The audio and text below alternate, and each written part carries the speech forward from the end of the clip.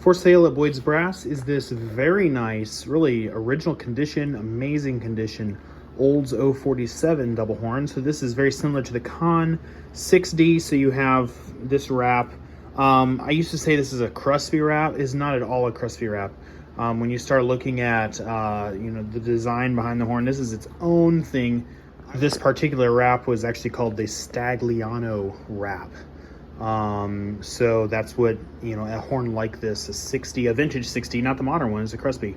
But the Stagliano wrap was this kind of design. I would say it's closer to a Geyer wrap than a Crosby, although still very different from a Geyer wrap. Obviously you have the change valve up here, but the way the air flows through the valve is actually much more like a Geyer wrap horn than a Crosby. For instance, you have, this is your lead pipe, right? It bends down and comes around up here. Okay, so for instance, if you're blowing the F side of the horn, the air is going to come through here and it's going to go straight down and then through into the F branch here, right? If you pull the trigger, the air is going to be redirected to the B flat. It's going to come down here and it's going to go through the valves this direction into the bell of the horn, which is actually right here. So it's kind of cool. So actually kind of operates, at least in the valve section, much more like a Geyer. But it is its own thing. It's a pretty big horn. The circle of it is big, right? This horn, as you can see, is in amazing condition. I think this is basically a closet find. I think somebody bought this new, maybe played it for a year, maybe less, stuck it in a closet, never saw it light of day again until it showed up here. I actually bought it from an estate sale kind of thing. So really kind of an unusual find, really amazing condition. And you don't see these very often. Here's the back side of the horn. The valves all are quick, quiet. They have not as good as I would hope in a new horn, but pretty good compression. They have no noise. They've been lined, good condition there. Big difference between this horn and a 6D is we only have one main tuning slide, where a 6D would have had a second tuning slide down here. So that's a big difference between these horns. And then this has a built third slide, not a single piece third B flat slide there. So that's just some differences. Overall, it's a good playing horn, nice horn, really hard to find in this condition. I mentioned the valves and their compression. They have good compression, but it's not like a new horn that you'd find today that's like really well made. I do think this valve section is probably post Martson's kind of making of the valves there, but they're fine. They're in good. They have good compression. They work great. No noise. The horn plays fine. Plays good. So no worries there. There are a couple tiny dings somewhere up in here. I found them when I had the horn apart, working on it, cleaning it. But there were like a couple tiny nicks in the metal here. A couple tiny scratches in the lacquer. But really, overall, I consider this to be a mint condition horn, especially due to its age. So here's the logo, Fullerton, California, Olds and Son. So really unusual find here. Amazing horn. If you're interested, check it out at boydsbrass.com.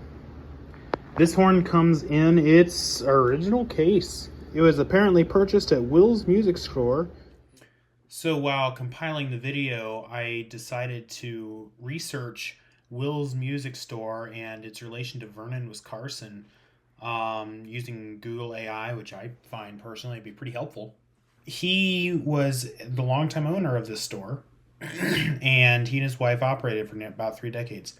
Looks like it's not called that anymore, but the store itself, the location, is still a music store. So I think that's pretty interesting. It's a little bit of history in that little music tag, at least worth knowing. I think it's pretty neat. He left quite a legacy. Looks like there's still the Wisconsin competition following his death. The Oregon Symphony honored his legacy by establishing that, which is great. So it sounds like this man had a really good legacy in the music world. So definitely worth honoring, and I think a pretty cool piece of history in that little tag that's on this horn case. So just thought that was worth sharing. In case you were interested. The case is in really amazing shape for Sage. You do have like a scuff here. Who knows what that's from. All the latches, which are golden color, it's kind of cool. Work really nicely. Perfect. Really overall, just very good shape. You don't see these very much anymore. This is a true survivor of a case. Here's the other side of the case. As you can see, it's just really in great condition.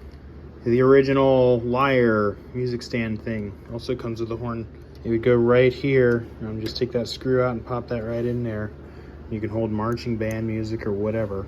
Probably not used much today, but gonna include it with the horn because it's part of the original package. If the collector wants it, that'd be kind of cool. This horn also comes with, here's your normal main slide. You can also put it in E flat by putting this slide in, the main tuning slide point. So it puts the horn in E flat, and that also is in like mint condition. So that's kind of cool. I'm also including the original Olds number 3 mouthpiece with this horn. I don't think that mouthpiece plays very well, but maybe it'll play well for you. And it is original to the horn, I believe, so I thought it's worth including with the whole package.